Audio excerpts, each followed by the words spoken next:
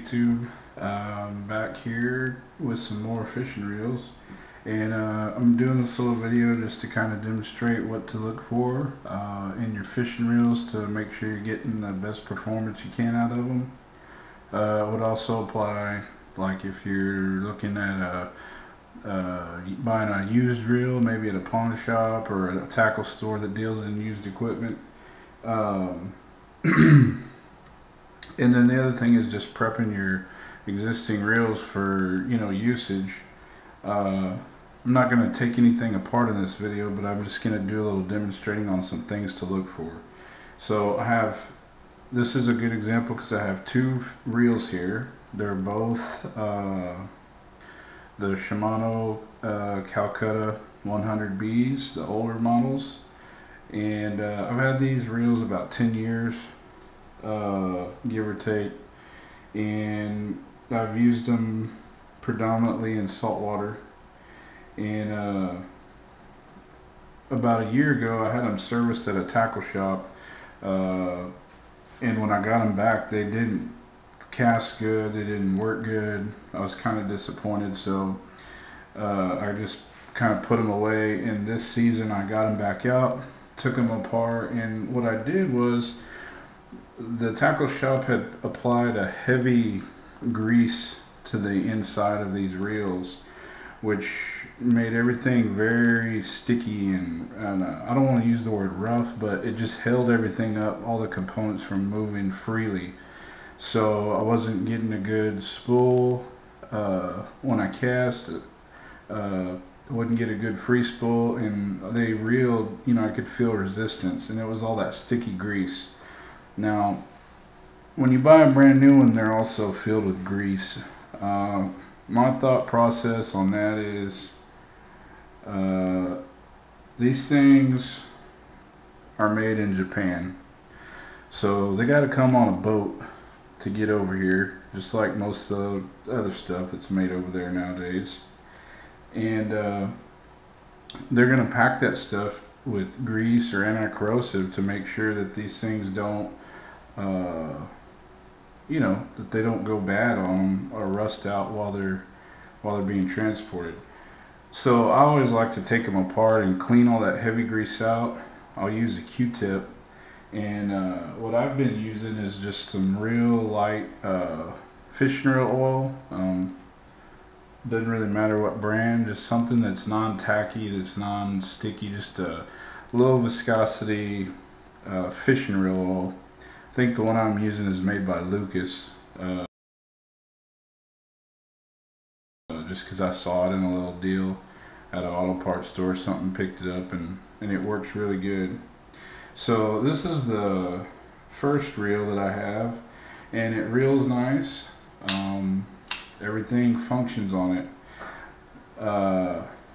This is the second reel. It's a twin, same reel and everything, but if I was to just pick this reel up by itself and reel it and hit the free spool on it, I might say, hey, everything works on it. Well, yes, everything works, but it's not working properly.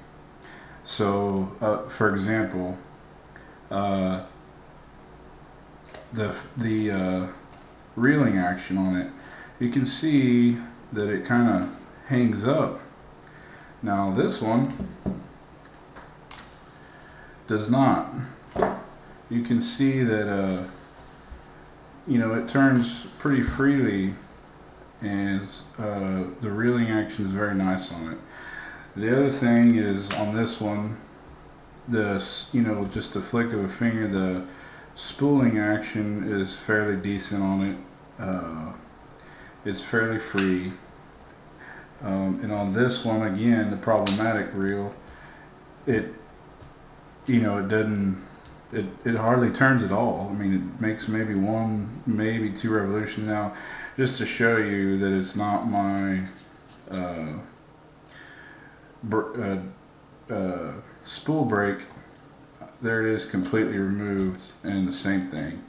So probability these bearings in here are bad. One of them looks like it's been replaced. I've already had this reel apart, like I say, and so I'm gonna have to put some new bearings, and I'll probably put some ceramic bearings in this one to try to upgrade a little bit, and I'll do a video on that.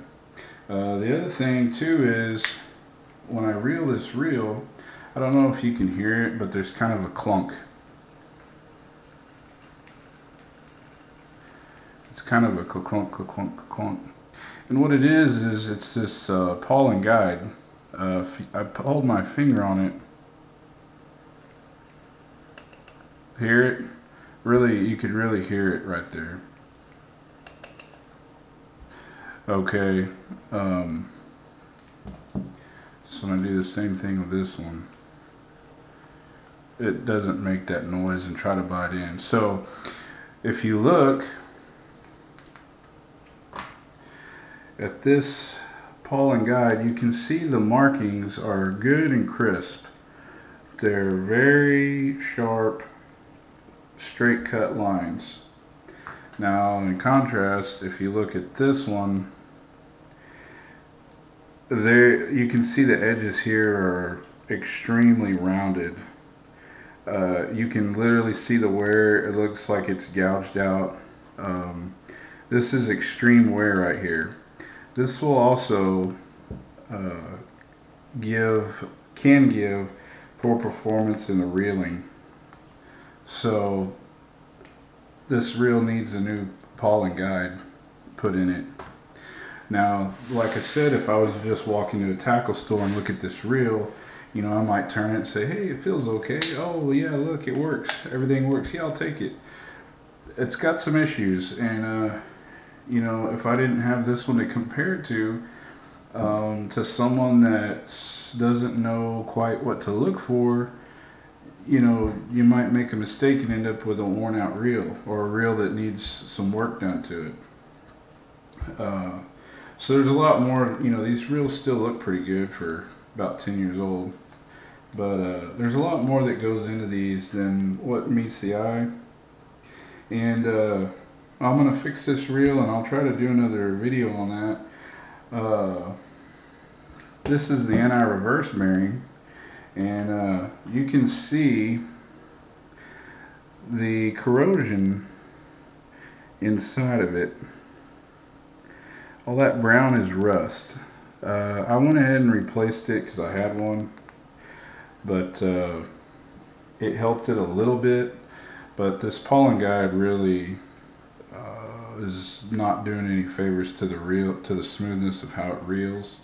So I'm going to go ahead and put new bearings in it, replace the Paul and Guide, and we'll see how it performs after that.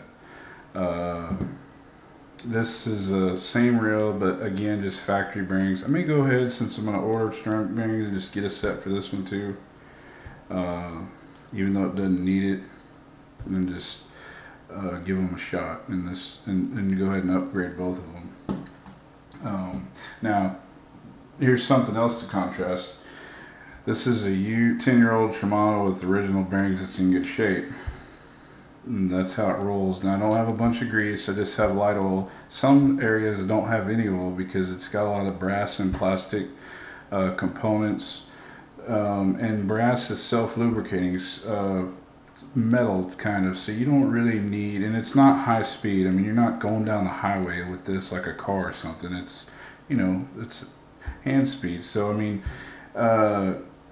it's okay to run these fairly dry, and it'll actually help them perform a little better. Just a light thin coat of oil is all you need, if anything.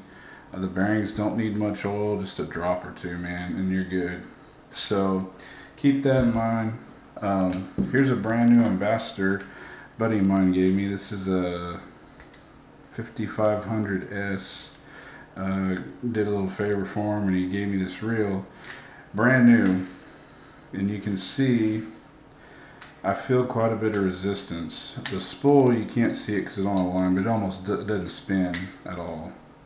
And here you go on the Paul and Guide.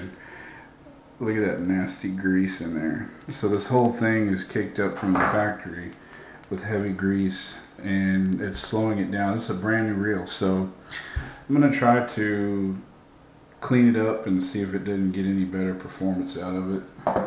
Similar reel here. This is a 5600 SX Garcia.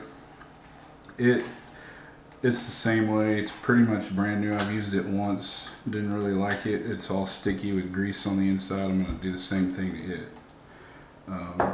Here's some special reels. These are my granddad's old Ambassador, and he's not around anymore, but his reels are, and I've got them.